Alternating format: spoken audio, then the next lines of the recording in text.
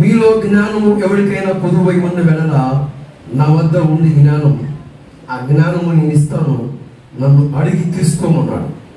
హల్లెలూయా.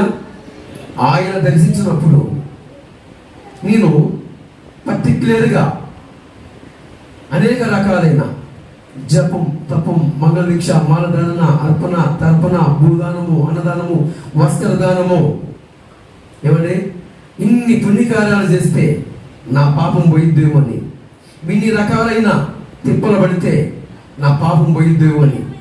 ఇప్పటికీ నా 5వ సహోదరుల్లో చాలామంది వ్రతాలు, నోములు, రకరకాలైన యజ్ఞాలు, హోమాలు జరిగిస్తూనే ఉన్నారు. కానీ భూమి మీద ముఖ్యముగా ఒక 3 విశ్వాసాలని మీ దృష్టికి తీసుకొస్తాను. మొదటిది ఐదవత్వం, అంటే విగ్రహ సంబంధమైన ఆరాధన. తర్వాత ముస్లింలు, తర్వాత క్రైస్తవం. ఈ మూడింటిని మీకు పరిచయం చేసి ఇక ముగిస్తాను. 3 విశ్వాసాలు మన మధ్యలో ఉన్నాయి. ఎంతమందికి నమ్ముతారు? ఎంతమంది నమ్ముతారు? 3 విశ్వాసాలు ఉన్నాయా? తెలిసినవి 3, తెలియని చాలా ఉన్నాయి. బౌద్ధ మతం ఉంది, సిక్కు మతం ఉంది, ఇక ఇలా చెప్పుకుంటూ చాలా మతాలు ఉన్నాయి. ముఖ్యంగా అందరికీ పరిచయమైనది, అందరికీ ఇలికిడైనది 3. ఒకటి హైందత్వం, 2 ముస్లిము, తర్వాత క్రైస్తవం. నేను విగ్రహ సంబంధమైన ఆరాధన చేసే రోజుల్లో మా నాన్నగారు పేరు వెంకటేశ్వరులు, నా పేరు వెంకటేశ్వరరావు. అయితే ఒక నిట్టాడి పూరిళ్ళు తెలుసా తెలీదా? పూరిళ్ళు తెలుసు కదా. ఆ మధ్యలో నెట్టాడి ఉంటుంది. ఆ నెట్టాడి దగ్గర మా నాన్నగారు ఒక ఇస్తరేసి ఆ ఇస్తరులో నైవేద్యం ఉంచి, ఆ నైవేద్యంలో ముద్దపప్పు, సప్పిడిపప్పు అన్నీ ఉంచి దానిలో నెయ్యి పోసి అందరిని బయటకు నెట్టేసేవాడు. ఎందుకు? నేనేమో అంత వయసు కాడ నుంచి పరిశీలన చేస్తూనే వచ్చాను. అయితే నేను చిన్నపిల్లగానే కదా, తినాలని ఆశ ఉండదా? మీకుండదా?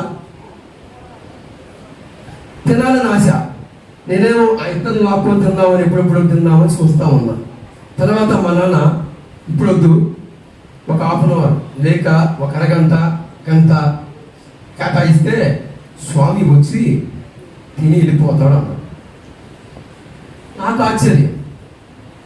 తలుపులు వేసేసారు, మొత్తం బయటకు వచ్చాం. కొన్ని ధూపం కూడా అక్కడ వేసాం. ఇల్లు మొత్తం ధూపంతో నింపబడి ఉంది. ఏముంది? నింపబడి ఉంది. తర్వాత నా ఆత్రం ఇంకా ఎంతసేపు అని చూసి తలుపు తీస్తే పెట్టినట్లుగానే ఉంది. అలా ఉంది. ఇస్తరులో ఉంచింది అలాగనే ఉంది. తర్వాత ఆ ఇస్తరు చుట్టూ సీమలు, ఎర్రసీమలు పట్టి ఉన్నాయి. మా నాన్న అడిగాను, నాన్న స్వామి అన్నావు, అమ్మ అన్నావు, మరి ఏనా? ఇప్పుడు నాకేం తెలుసురా, మా తాతలు మా నాన్నోళ్ళు అలాగే నేర్పారు. ఎంతవరకు నమ్మకమో, ఎంతవరకు వాస్తవమో ఇప్పుడు నీకేంది తినాలా? అమ్మాయి ఆ ఇస్తలను తీసి బయటకేసి ఏవేసి దాంట్లో నైవేద్యం, నెయ్యి అంతా వ్యర్థమైపోయాయి. తీసి బయటేసి కొత్త ఇత్తరంలో వీడికి పెట్టు. ఏంటిది? నైవేద్యం. ఇలా కాదు. శత్రువేదంలో ఒక మంత్రం ఉంది. అజ్ఞానం అహంభవతి వినాశాయ దుర్మరణం. అజ్ఞానం అనే అంధకారంలో కూర్చున్న మానవుడు నిజమైన వెలుగు దగ్గరికి రాలేకపోతూ ఉన్నాడు. యోహాను సువార్త 1వ అధ్యాయము 9వ వచనములో నేను చెప్పిన మాట రాయబడి ఉంది. ఏమండి? నేను రిఫరెన్స్ ఇస్తాను, మీరు రాసుకోండి, నేనే చదివినిపిస్తాను. లోకములోకి నిజమైన వెలుగు ఉండినో ఆ వెలుగు లోకంలోకి వస్తున్నత పోతూ ఉన్నత. ఆ ఎలుగుని ఎందరైతే ఆహ్వానిస్తారో వారందరూ కూడా ఆ ఎలుగు ద్వారాగా వెలిగించబడతారట. ఉందా లేదా? నేను రిఫరెన్స్ ఇస్తాను, మీరు రాసుకోనండి. ఈ మాట నేను మొక్కిన నిష్ఠాగరిష్ఠులతో పూజలు పురస్కారాలు ప్రదర్శనలు చేసి ముందులు తీసి అనేక రకాలైన అయ్యప్ప మాల, ఎన్ని మాలలు ఉన్నాయో, ఎన్ని రకాలైన పూజలు ఉన్నాయో, ఆ పూజల్లో అన్నిటిలో నిమగ్నం అయ్యాను. కానీ ఒక డౌట్, అసలు మనం పోతున్న భక్తిలో మోక్షానికి మార్గం ఉందా? మోక్షానికి మనకి మార్గం ఉందా?